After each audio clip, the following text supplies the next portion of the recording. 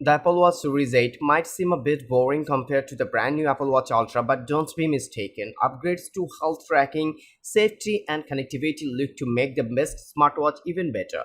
All the standout Apple Watch Series 8 upgrades are on the inside. The new watch has the long-rumored skin temperature sensor and long-awaited low-power mode, which can extend the latest Apple Watch's battery life to 36 hours. The Apple Watch 8 also has a new crash detection feature, leveraging improved motion sensors for instant help when you might need it most. Otherwise, not much else is new, but that's on brand for what I've come to expect from the Apple Watch year after year. Incremental updates to the watch continue to pay off as Apple keeps the $399 starting price in place.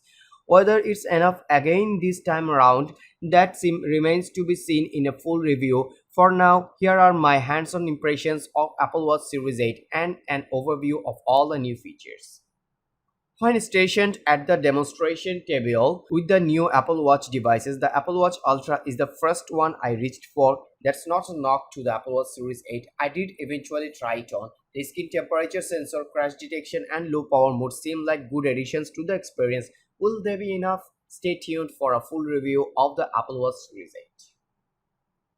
That's all for today. Thank you for watching. If you like the video, feel free to share with your friends and keep watching Review Arena to get your top-notch day-to-day commodities reviewed.